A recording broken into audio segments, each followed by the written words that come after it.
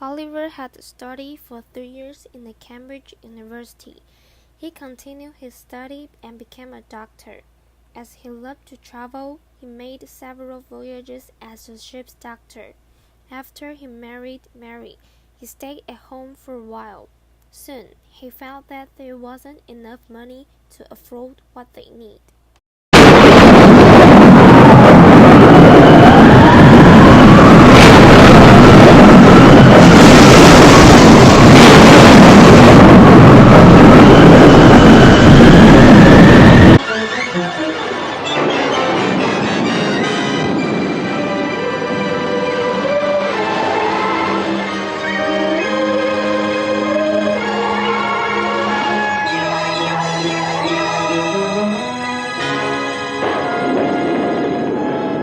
Gulliver, wake up!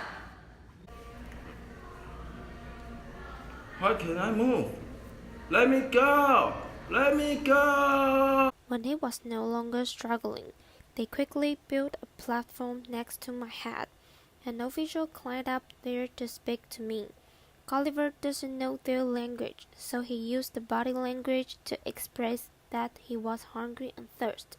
Official agreed him and gave him lots of food and drinks, which Lilliputians put the sleeping powder in his wine, so he was in a deep sleep.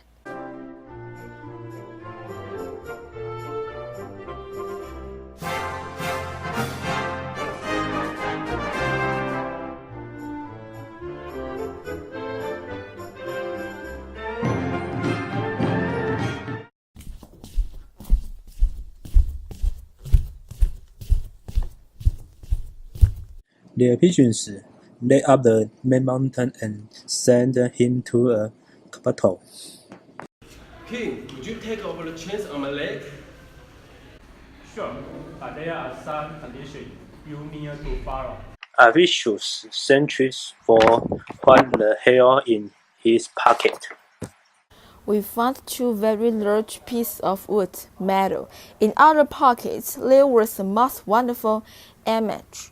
On the right side, we found a cup and a purse with several gold and silver coins, gun and boots. Pull your gun up and show me how it works. King, don't be afraid.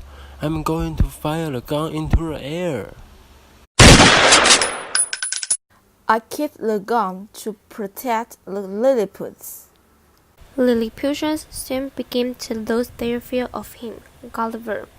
They called him the Man Mountain. One day, the king in Lillip invited him to watch the regular entertainment, which is rope dancing. Officials drum and dance on a rope.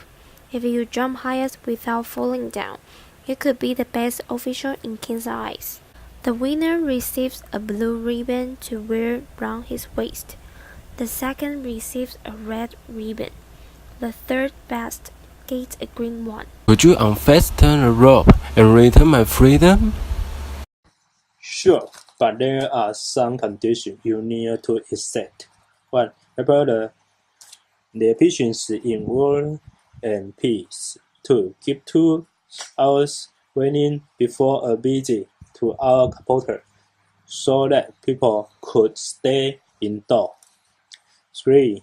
Be careful not to step on any their pigeons or our animals. 4. Carry important messages for the king if necessary. 5. Help the king's workmen carry heavy stones. 6. Stay in their pit. Ignore the kings allowed me to leave.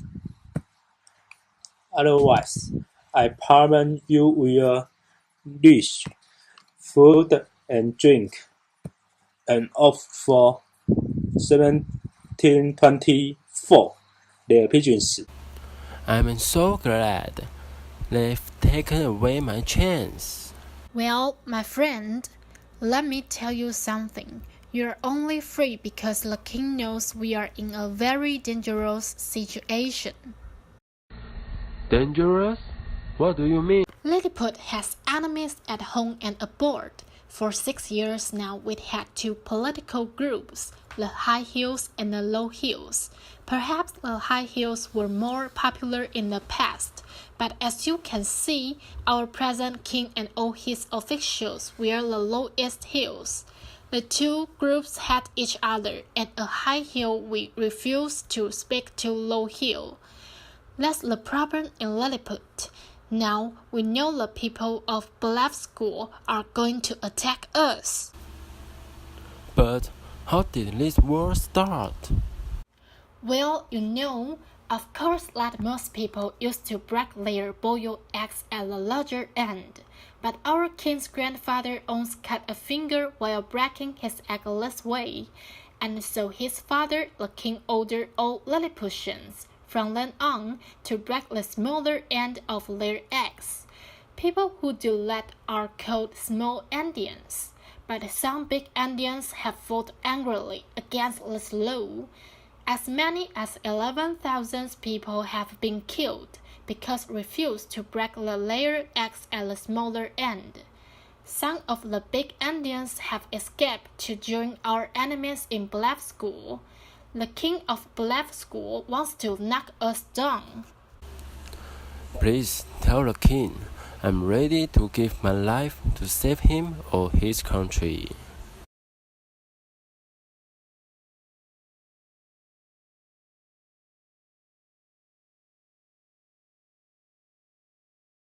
The island of Bluff School is about a kilometer to the north of Lillip.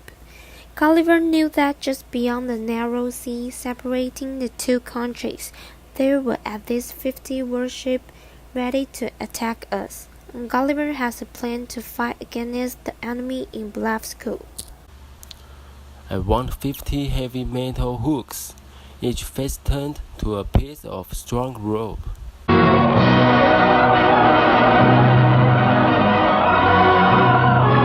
As I come nearly to Lillip, I saw the king and all his lords and ladies standing on the beach. They welcomed me with cries of astonishment and delight. Everyone in Lilliput is grateful to you. For your visit, you will be one of my lords from now on. Thank you, sir. And now go back and steal all the enemy's shop, so that we can defeat Bluff School forever. We will destroy the big Indian, and I will become king of the whole world. Sir, I will never help to take a brave nation's freedom away. Lilliput and Bluff School should live in peace now. A few days later, Gulliver has another chance to help the king. He was woken at midnight by the cries of hundreds of Lilliputians outside the house. Jesus! There's a fire! Does anyone help me? Fire, fire! The queen's throne is placed are boiling! Come quickly, Man Mountain! Oh my god, oh my god, oh my god, oh my god, oh my god.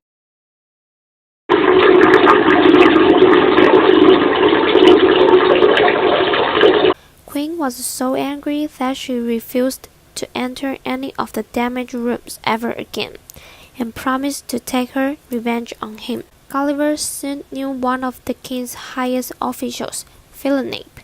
He had always disliked me, although he pretended to like me, but now he began to suspect his wife of visiting me privately, and he became jealous. King, I think Man Mountain is dangerous to Lilliput. Some officials in Lillip disliked him too, but luckily, Gulliver had another good friend among the king's officials, secret official. You know that you've had enemies here for some time. Many of the lords are jealous of your great success against Bluff School, and Philonape still hates you. They accuse you to crimes against Lilliput, crime punishable by death.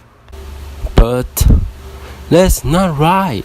I only want to help Lilliput. Listen, I must tell you what I've heard. Although my life is in danger if I do, they've accused you of making water in the king's place, refusing to take all the enemy's ships, refusing to destroy all the big Indian, seeing the enemy's officials privately, and planning to visit Blefuscu in order to help the enemy against Lilliput. This is unbelievable. I must say that our king reminded his lords how much you had helped the country, but your enemy wanted to destroy you, and they suggest setting fire to your house at night, then you would die in the fire. At last, Gulliver decided to escape, and so, before Ragged come to tell him of his punishment, he ready to go to the north of Lillip, where our ships lay. The king welcomed him, and sent 2 guides to show me the way to the capital. Gulliver didn't say anything about the punishment waiting for me in Lillip. One day, Gulliver noticed a boat in the sea near the beach. It was a real boat, large enough for me. I could go back to England. Workmen repaired the boat and prepared the meat of the 100 cattle and the 300 sheep to him. Yes, sir. About 1 month later, he leaves Blefuscu on September 24th, 1701. The king, the queen, and their lords and ladies all come down to the beach to wave goodbye. On the 3rd day, September 26th, he sees a sail. The captain picks him up and sends him to England. On April 13th, 1702, Gulliver saw his dear wife and children again. He earned quite a lot of money by selling Lilliputian animals to people. And so 2 months late, I say goodbye to my family and sail away again.